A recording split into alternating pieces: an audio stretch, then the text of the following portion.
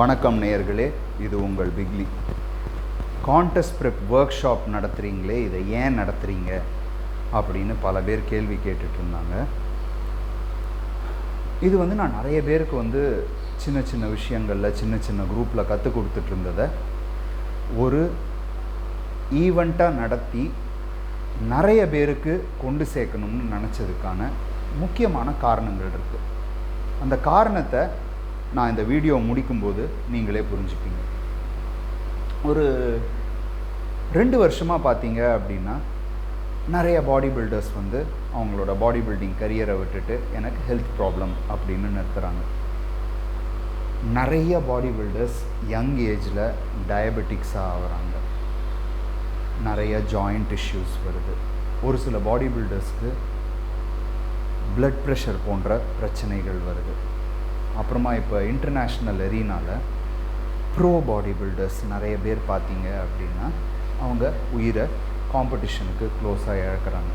Like போன வாரம் mister ஒலிம்பியாவுக்கு 2 நாள் முன்னாடி 212 ஒலிம்பியாவோட கண்டென்டர் ஜார்ஜ் அவரோட ஹோட்டல் ரூமில் அவர் உயிரை இழக்கிறார். இந்த மாதிரி விஷயங்களை பார்க்கும்போது ஐயோ இந்த மாதிரி ஆயிடுச்சே, நம்ம என்ன பண்ணுறது அப்படின்னு 2 நாள் அதை பற்றி பேசுகிறோம். என்ன அட்டாப்சியில் வந்தது அப்படின்றத தெரிஞ்சுக்கிறதுக்கு ரொம்ப முயற்சி பண்ணுறோம். 4 நாள் அதை பற்றி பேசுகிறோம். இதனால தான் இருக்கும், அதனால தான் இருக்கும் அப்படின்னு காரணங்கள் நம்மளை சொல்லி ஆறுதல் படுத்திக்கிறோம். அதை தொடச்சி தூரம் எறிஞ்சிடுறோம்.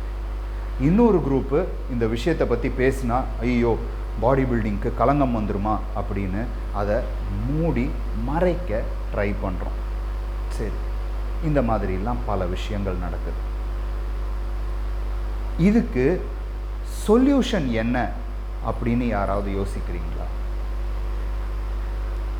1950ஸ்லேருந்து பாடி பில்டிங் இருக்குது.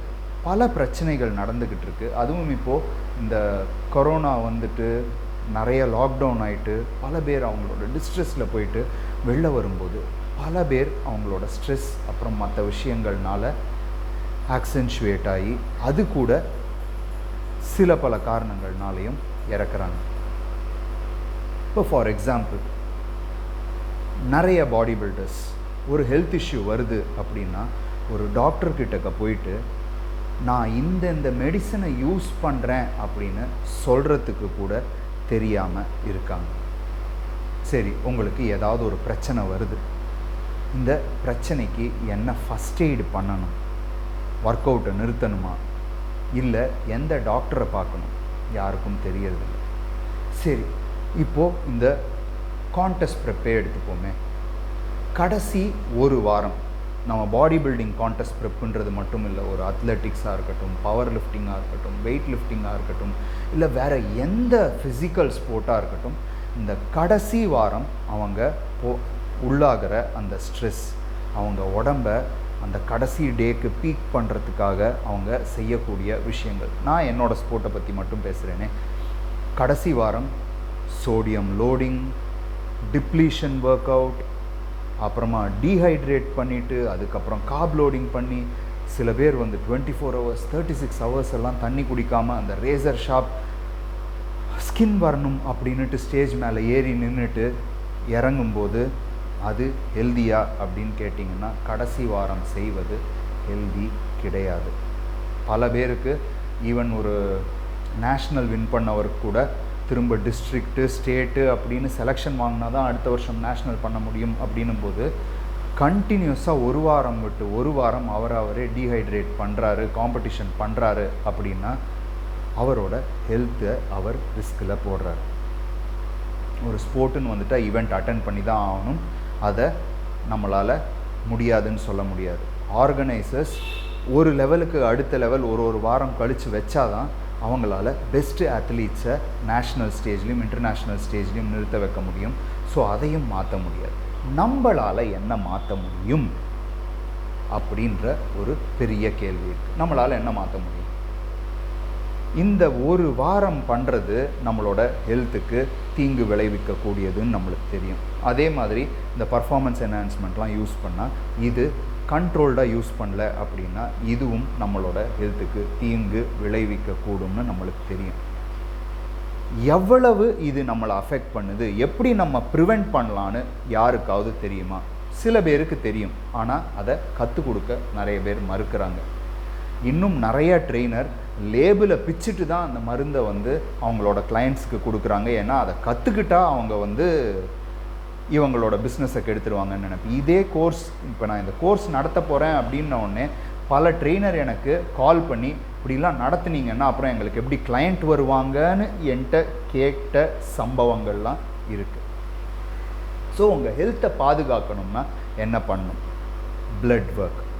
பிளட் ஒர்க் அப்படின்னா என்ன? ஒரு சிம்பிள் பிளட் டெஸ்ட் எடுத்தால் உங்களோட உடம்பில் ஏதாவது மாற்றங்கள் நடக்குதா, நீங்கள் எடுக்கிற இந்த மெடிசன்ஸ்னாலேயோ இல்லை இந்த கடைசி வாரம் நீங்கள் ஸ்ட்ரெஸ் பண்ணதுனாலேயோ இந்த மாதிரி விஷயங்களுக்கு ஏதாவது சேஞ்சஸ் நடக்குதா அப்படின்னு பார்க்குறது ரொம்பவே சுலபம்.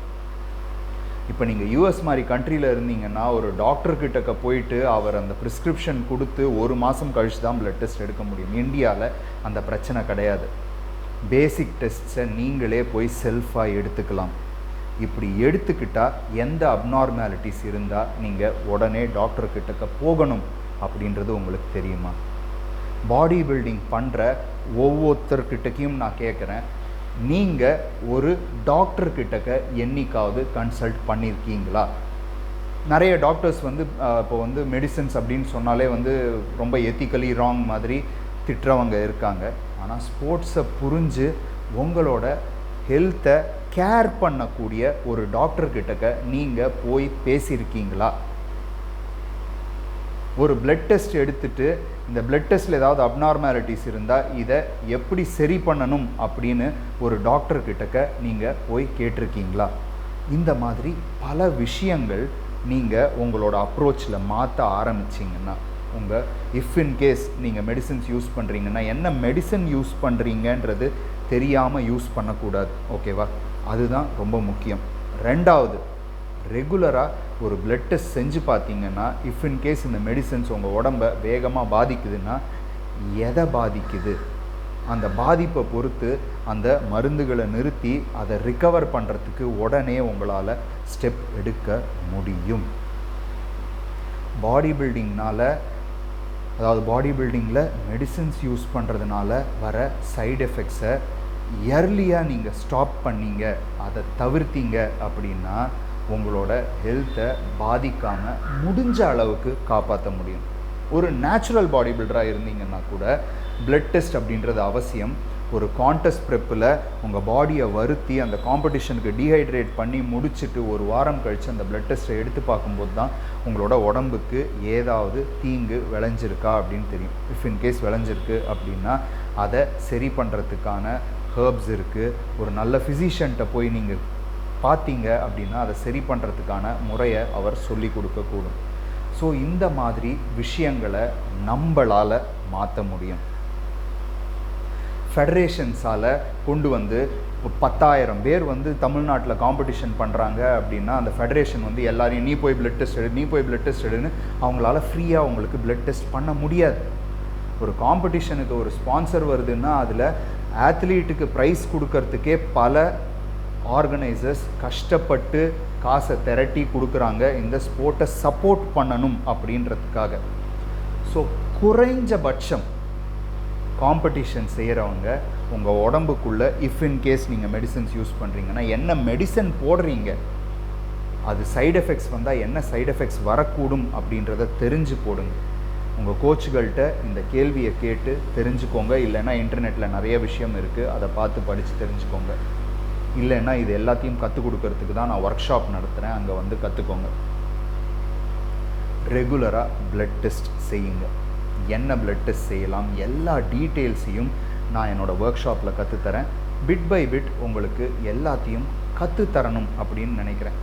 அதாவது நான் பாடி பில்டிங் செய்யும்போது பல பிரச்சனைகளை ஃபேஸ் பண்ணியிருக்கேன். அந்த பிரச்சனைகளை ஃபேஸ் பண்ணும்போது எப்படி அதை தவிர்க்கலாம், எப்படி அதை சரி கட்டலாம்னு நான் 20 வருஷமாக கற்றுக்கிட்ட விஷயங்கள் அத்தனையும் ஷேர் பண்ணுறதுக்கு நான் ரெடியாக இருக்கேன்.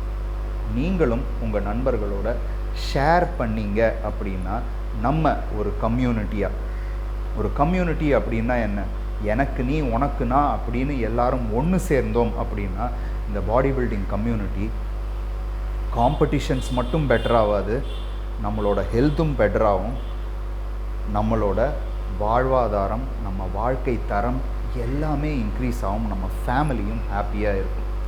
ஸோ உங்களுக்கு என்னோட இந்த ஒர்க் ஷாப்பை அட்டெண்ட் பண்ணணும் அப்படின்னா இந்த வீடியோட டிஸ்கிரிப்ஷனில் ஃபோன் நம்பர் கொடுக்குறேன். அந்த ஃபோன் நம்பரை காண்டாக்ட் பண்ணிங்க அப்படின்னா உங்களால் ரிஜிஸ்டர் பண்ண முடியும்.